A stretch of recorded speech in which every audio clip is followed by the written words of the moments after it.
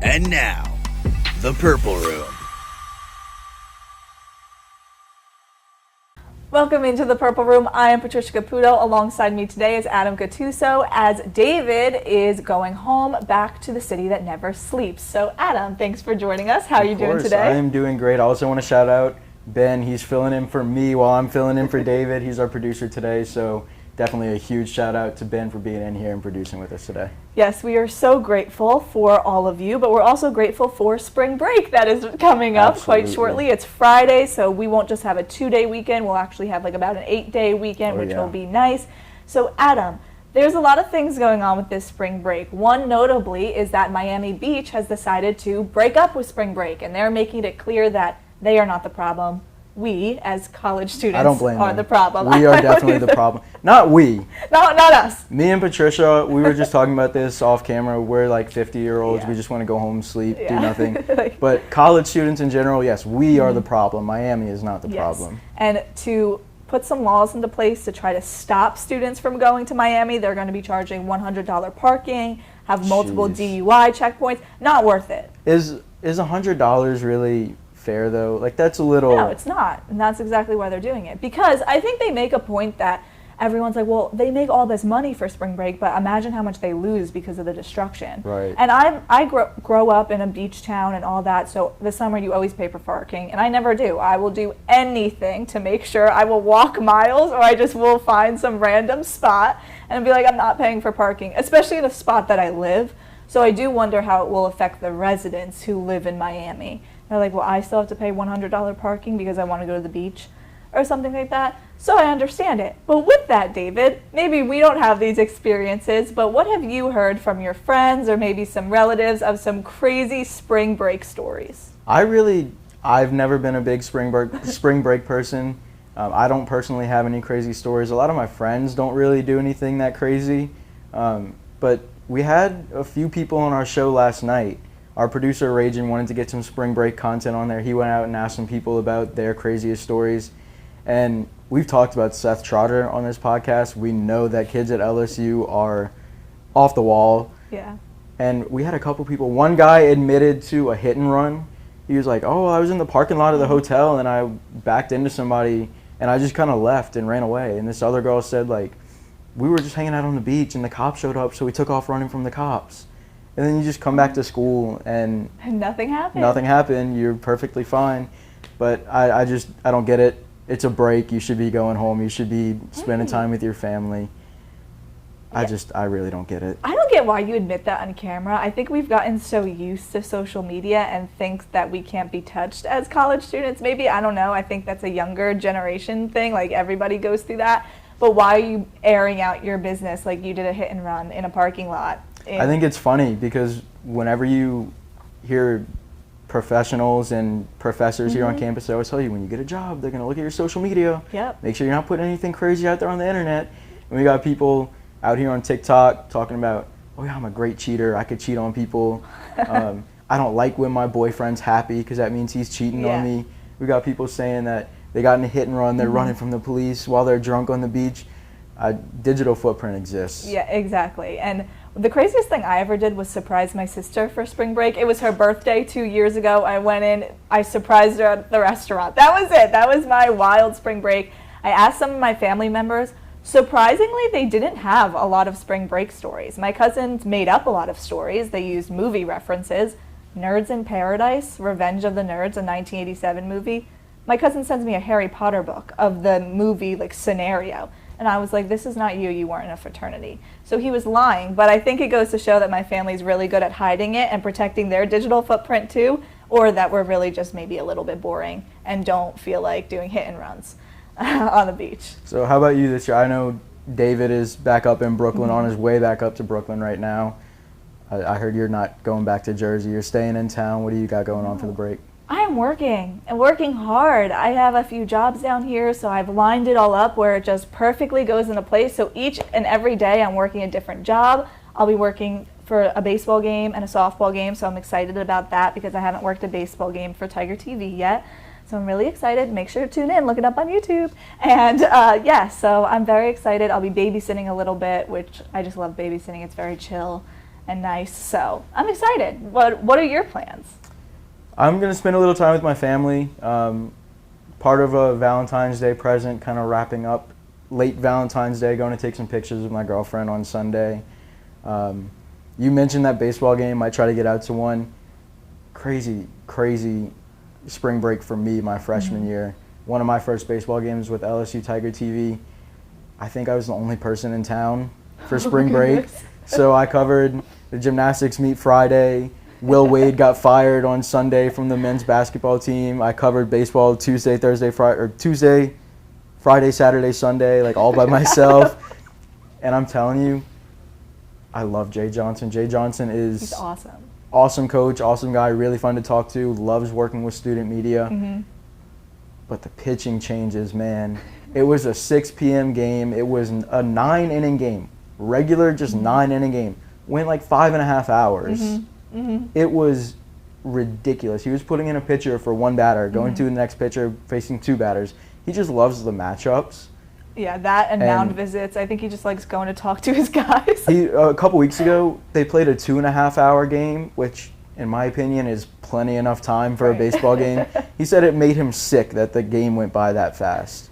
He loves the game. He loves the game. He loves his little matchups. He loves mound visits. It's spring break. You got me here till 1 in the morning for your 9-inning midweek game. Just get me out of there. All the local media started leaving because all their shows were done for the night. They had no reason to be there. But your boy stuck it out. But I give you credit because freshman year I listened to them a lot on the radio because they were 5.5 hours. I was like, I have to do things. I have to go places. I can't just sit here and watch the game the whole time. So when I wasn't working them, I was like doing 12 different things watching them. So I can't imagine being there, especially during spring break. It really shows your dedication to Tiger TV that you were ready to get into the action. Now I know, staying on the topic of spring break baseball, we have a pretty fun opportunity, both of us, coming up at the end of spring break, if you want to get into that. Yeah, I'm so excited because the Savannah Bananas are coming into town. I tried to get tickets months ago, and I did not win the lottery, and I was heartbroken, to say the least. But I told my sister, she had no clue who they were, but I told her, she was like, I'm sorry for your loss. But it all worked out because I'm actually going to be helping them with tickets. So I'll be working for them for the 3 days that they're in Baton Rouge, and I'm really excited. And I might even be wearing a banana costume. So the sports director here already said that we're going to probably have to expose me and show off that picture that I'll be taking in a banana costume. Oh, it will absolutely be on the podcast. It'll be on social media. We're going to get you just plastered all over the internet. Not plastered drunk. Some of you will be plastered drunk for spring break. Patricia's image will be plastered all over the internet. Look at that digital footprint. They'll be like, who is this girl? Oh, she's wearing a banana costume. Okay. Right. What are your plans, though? You have something a little less banana-y, but you're still supporting. So I just kind of walked into our newsroom the other day, and Nick, our sports director, says, hey, can you work Thursday or Friday? I got some family stuff Thursday. So I said, Friday I'm open. He said, okay, the Savannah Bananas need somebody to come film. It's going to be, you, me, and one other person from Tiger TV. And that's really all I know right now. I know that they have the cameras, and I have to show up at some point. I don't know what time I show up. I don't know what I'm filming. I don't know where I'm filming. But so they're providing the cameras, Savannah Bananas. They are providing the cameras. Oh, wow. We don't have to worry about our camera lab here in Hodges Hall. Awesome. But hopefully I know how to use the cameras. I'm just kind of worried that it's going to be a camera I've never seen before. I'm going to have to go to the Bananas people like, how do I turn this on? You'll be fine. Judging by the email I got yesterday, they're very thorough, so I'm sure they're going to go over with you. And it will be a banastic time. You like that pun? I do. I'm a big pun guy. Yeah, my friend is also ready to expose me, so I'll be using that. You're going to be all over the place, I'll be all over the internet, trust me. Probably my old high school is going to get the pictures like, look at this girl. So it'll be fun. Now, before we do get into spring break, there's still a lot happening on campus that we got to talk about. So that's going to bring us into our first official segment of the day called What's Going On. What's going on? And there's this trend all over TikTok right now. Maybe while campus is empty for spring break, some people might try to hop on this trend a little bit. And that is the walk-on challenge. There is a guy on TikTok, and his name is GFedGoCrazy. That's his TikTok username. And he just goes all over the country. He tours different stadiums and campuses, and he tries to just walk onto college football fields, like find an open gate, find an open door, and it's kind of blown up. And he was just at LSU this past weekend, and he wasn't able to break into the stadium per se, but like he found somebody who offered to give him a tour, and he just took him up on it. But it's kind of starting this trend of people trying to get into stadiums. Have you ever broken into Tiger Stadium? No, because I'm terrified of going to jail. I don't know about anyone else, but I'm just scared. So I haven't, but I have had a few friends about 2 years ago who were like, oh, it's really easy. You just go up some stairs. I don't know if this still rings true, judging by that recent video. But yeah, it was 11, midnight. My friend sends this picture and is like, hey, I'm in Tiger Stadium. Okay, sure. No, I haven't, but do you have any friends who have done that? I don't. I never have, just like you. I'm way too scared to try and do it. My luck, there would be like a security check that night. They'd be the SWAT team's there. Yeah, they're doing some run through to prepare for some event.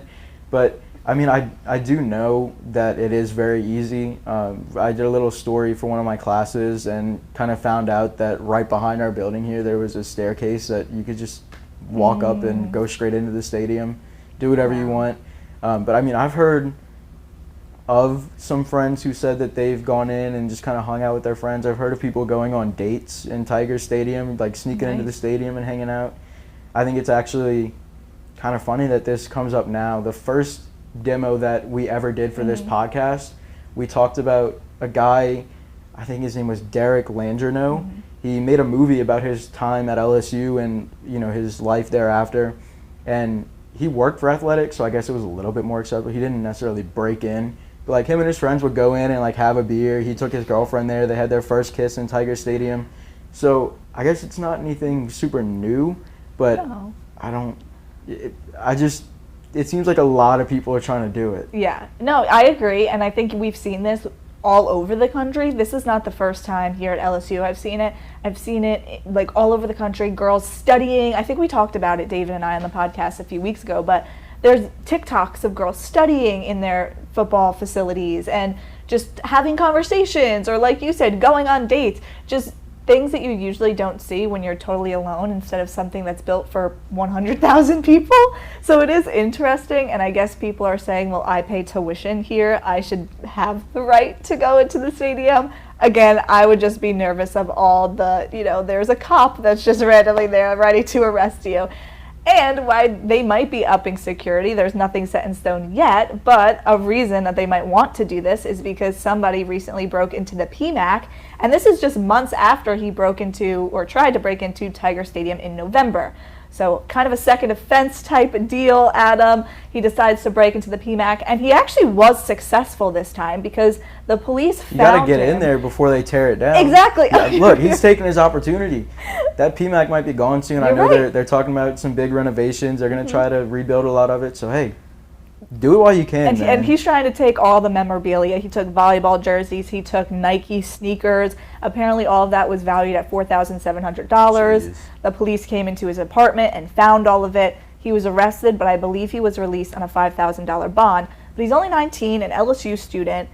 I don't know if he can be a student anymore, Adam, like second offense. Yeah, he's at least on academic probation or something. Like, I don't think you can steal $5,000 worth of school property and just kind of slap on the wrist. Yeah, but I mean, I think it would be cool, like you said, to be able to kind of experience these stadiums completely empty, but just don't steal anything. Yeah, honestly. Like I feel like, especially this is such a popular trend now.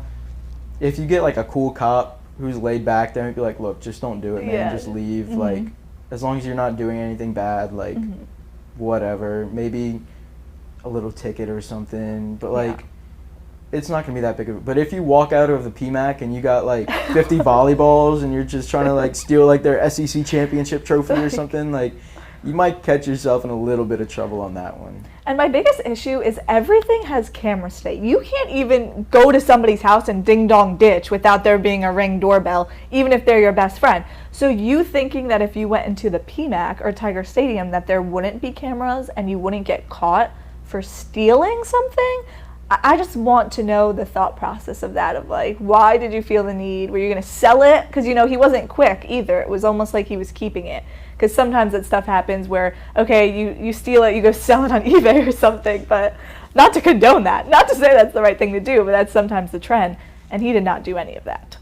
So one of the things that G-Fed on TikTok did do, he tried to get into the stadium Friday, and there were so many people, and he was trying to figure out what was going on. There was a gymnastics meet that started at 5, so people were getting there early. He said, you know what, I'll just go to the gymnastics meet, check it out, and loved it. Kept talking about how great the environment was. Everyone knows Tiger Stadium is one of the greatest environments in all of sports to come watch a game, especially when it's a nighttime game, it's prime time, you got to fly over. But I have to agree with him, outside of football, gymnastics is probably the best atmosphere at LSU. I agree. When I was a freshman, this time 2 years ago, actually, it was my first ever gymnastics meet. I went right before I was going home, and I had goosebumps by the time that I left. The fans that were just so active and ready to participate, and like how supportive they were. I went to Friday as well, and I'll admit, at first, there weren't a lot of people there because it was a 5 o'clock start, and usually they start at 8 p.m. where everyone gets off work, they have some time, and it was a little dim at first. And then all of a sudden it picked up. By the second half, everyone was ecstatic. They were ready. So he definitely went to a great matchup, especially with Haley Bryant's perfect 10 toward the end of the night on her floor routine. Everything just fell into line. And it really is, I agree with you, one of the best sports to go to, especially in the PMAC. No offense, basketball. Gymnastics has always had a lot of hype around it at LSU. It's always been a really fun environment. But I think these last couple of years, the team is absolutely stacked this year. You mentioned Haley Bryant. She's, I think, the 14th person ever to complete a gym slam, which means she got a perfect 10 on every single event. So it's not like it's a stretch to say she is one of the greatest gymnasts in the history of college gymnastics. Like 14 people total have ever done this, and she's one of them. So not only do you have one of the greatest of all time, you have an Olympian in Aaliyah Finnegan, you have Kaya Johnson, KJ Johnson, all these people who can just give you a 10 on any event at any given time on any night.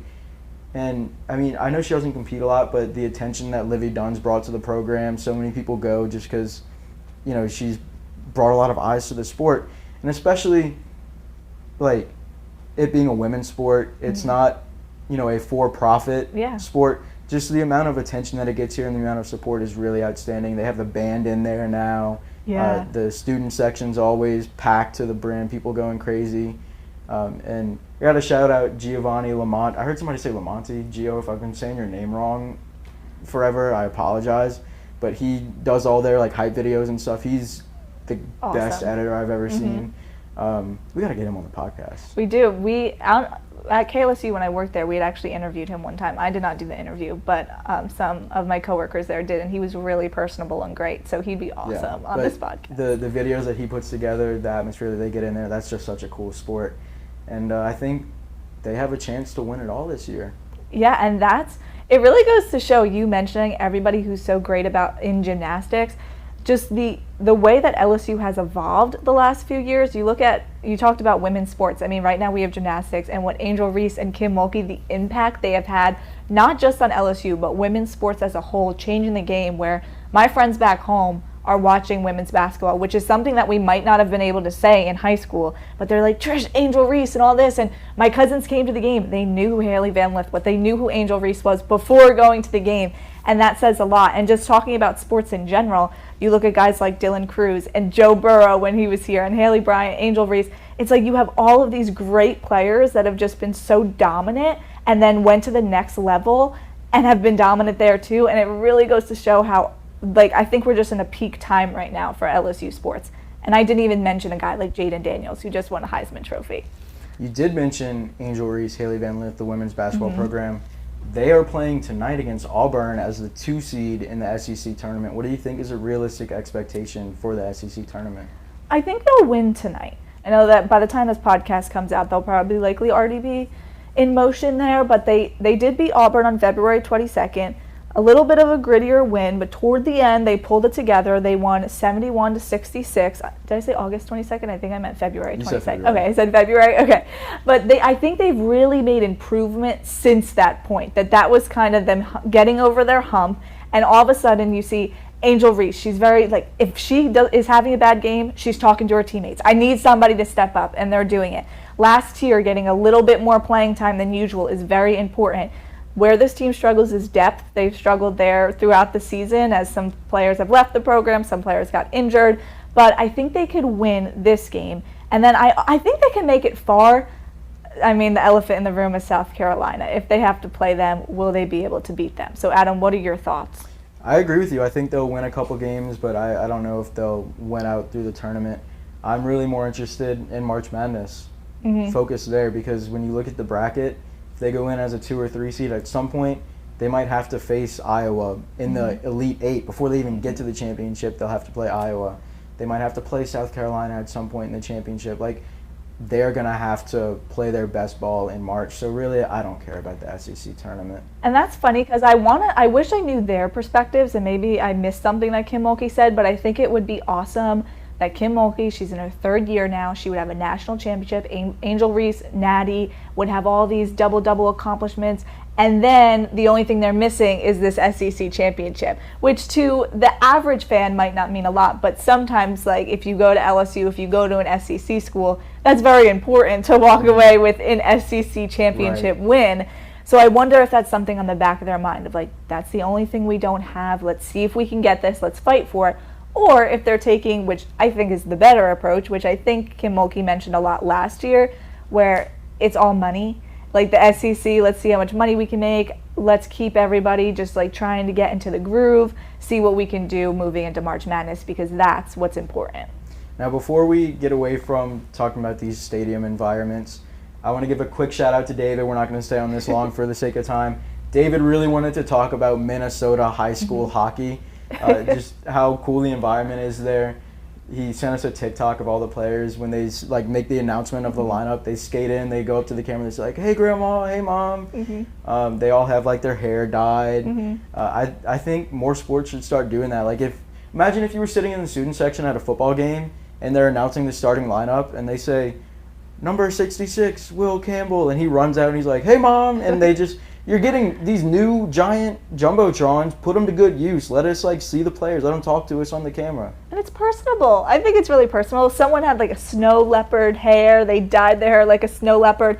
What was notable to me was somebody said, "What's up, Anna Fry," which was funny. Anna Fry is a high school student who is said to look a lot like 49ers quarterback Brock Purdy. So she's become famous off of that. I thought that was really funny.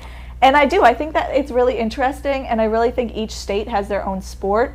I was scrolling through TikTok. I verified it, don't worry. Iowa has husband calling contests, so it's who can like scream their husband's name the loudest and have the best impression. I would really look it up, because if I tried to reciprocate it, I think it would be offensive because it was so good. Pig squeal competitions, chicken calling contests, all kinds of crazy stuff. But like you said, spring break, it's coming up. I don't know if I'm gonna be looking up much chicken calling contests. It's a little too high strung for me. So we're gonna get into our next segment called Toon Talk. We're gonna give you our spring break anthems. Toon Talk. All right, Adam, starting off, I'm assuming you won't be doing a lot of husband calling. To substitute that, what song is your spring break anthem? My spring break anthem is going to be Take It Easy by the Eagles. Okay. I think we talked about it. We don't do any of that crazy party stuff for spring break. No. Mardi Gras for me really isn't a break. You're kind of running all over the place going to parades. So for me, spring break is really just going to be take it easy, man. One of the lyrics from the song, "Don't let the sound of your own wheels drive you crazy. Lighten up while you still can." And I mean, look, I overthink things a lot. I stress out over school and work and all that. So yeah, man, just take it easy on spring break. Yeah, I 100% agree. I had midterms this week. I've only listened to classical music literally the whole week. Why? I don't know, but it's calmed me down. So I totally understand that. My spring break anthem would be a little bit of a newer one, and I'll do a little bit of an older one. Praise Jah in the Moonlight. That's been one of the very popular songs lately by YG Marley, Bob Marley's grandson. It really just gives me summer vibes. Just like you said, Adam, I want to be on a beach. I want to be like Jimmy Buffett. I want to be relaxing. Rest in peace, Jimmy Buffett. But I want to live a life like him. So with that, I also would, if I don't do a Jimmy Buffett song, it would be the Island song by the Zac Brown Band. I just want to pretend I'm in an island. I want to fall asleep on the beach. I don't want to party and scream. I just want to like relax and listen to the little seagulls. I just need peace. I just want peace. That's how I relax. Yeah, I mean, look, and the way I interpret take it easy is, like you said, relaxing, hanging out, not doing anything. But for those of you who are going to the beach, seriously, take it easy, dude. Don't get yourself killed. Don't get yourself into trouble. Just take it easy, man. Don't get seriously. arrested. Not worth getting arrested for 1 week of fun. Absolutely not. But, I mean, look, it's going to be hot out there. Yeah. I'm sure on the beach. You're going to be sweating. We're going to wrap up our show with no sweat bets. You don't have to worry about sweating here. No sweat bets. We have no sweat bets presented by Southern Air. Adam, start us off here. What are your best bets for the weekend, or your no sweat bets we don't have to worry about? I've got two. One of them is just because I'm mad that I lost it earlier in the week. It's a Zion Williamson triple-double. He has never had a triple-double in his career. I went to a game in December with some friends. He bet on it, and it was like 1 assist away. And it would have been over $1,000 that it paid out. Earlier this week, the Pelicans played the Raptors. The Raptors are bad this season. They traded away a lot of their best players. So I said, you know what? Zion might go off tonight. He's got a chance. Happened. The Pelicans went up by 40. They took him out of the game early. He finished with like 16 points, 8 rebounds, 9 assists.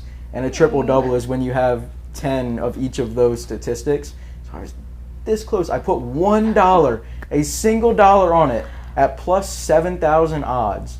Wow. So I would have won $70 if he stayed in the game for maybe 5 more minutes. He failed you. But the odds are always great since he's never had a triple-double. They might be catching on a little bit. He's at plus 5,500, so it did decrease a little bit.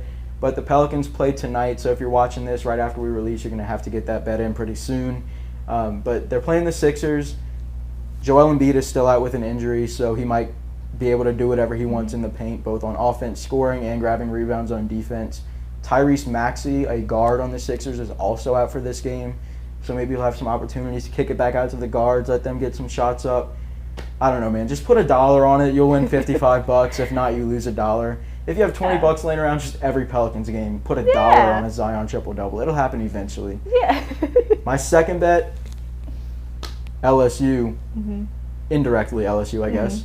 Former LSU basketball player Ben Simmons is out for the rest of the season for the Brooklyn Nets. What's new? Anyway. Sorry, David. And me. I'm sorry, Ben. And you. But Cam Thomas, another LSU legend, better player than Ben Simmons. Saving the face for the Nets. Is coming back from injury this weekend. He has missed 2 of the 3 games against the Orlando Magic for the Nets this season. They play on Wednesday. He's got a game or 2 this weekend to get his feet back under him, get used to it. Ben Simmons isn't in the lineup, and Cam Thomas loves to just randomly drop 50 points, right? Yeah. He didn't play great against the Magic the one time he played them this year, but nobody escapes Cam Thomas. David has talked about it. Cam Thomas is the greatest basketball player in the history of basketball. Not just LSU, not high school, not rec league. The greatest basketball player in the history of basketball is Cam Thomas. So whatever the over is on his points for Wednesday, I haven't seen a line yet. It'll probably be somewhere around 20. He's averaging, I think, 21 points. Just hammer the over, man. He's going to drop 50 on the Magic next Wednesday. Michael Jordan might come out of retirement just to try to prove he's better than Cam Thomas. He's better than Michael Jordan. Yeah, and he won't be able to do it. That's why LeBron keeps playing, you know. If he scores like 35,000 more points, he'll pass LeBron. Like, it's not that he's going to do it. Tonight. He could do that against the Magic. He's going to do it against the Magic. I'm telling you, just hammer the over. It's easy. Gosh, everyone's so overdramatic about this. He'll be fine. All right, let's shift over to some baseball. I got LSU versus Xavier. They'll be playing tonight. Right now, the Tigers are at -5.5. I think they're going to take this one. I don't think they'll make the same exact mistake that they did against Stony Brook. They kept it real close with Southeastern this week. They top of the ninth rather. They ended up coming back, winning that game. Paxton Kling, baby. Exactly. I think they're going to get it together now. I said that this would be the hardest part of their entire schedule. Let's play tonight, get a good win. I would take them. Moving on to women's basketball. Don't hate me. I'm going all South Carolina. I think they're going to win the tournament. How dare you, Listen Patricia. to me. I have some facts. The Dawn Staley She's era. not loyal to the Cowboys. She's not loyal to LSU. No, Jerry Jones has not been loyal to anybody, especially not me. So that's why I'm not loyal to the Cowboys. But I do think the Tigers could still win a natty. But we were just saying the SEC championship, does it really matter? South Carolina has won 8 out of the last 11 tournaments, and I think right now the odds they're at plus 500. They could win. If you bet 100, you'll win 500. I do think that they're going to take this one away once again. I just don't know right now if the Tigers have what it takes to get past South Carolina, or if any team in the SEC right now has what it takes to get past them. I don't like that I agree with you, but I do agree with you. We're One thing I do realist. know is that that's going to wrap things up for us today. So I want to say thank you again to Ben for filling in for me, producing. I want to shout out David. Have safe travels, man. And shout out to all of you guys for tuning in, checking us out. We are so happy to be launching this thing, building it up, and we can't thank you all enough for your support. Yeah, thanks for hanging with us today on the Purple Room.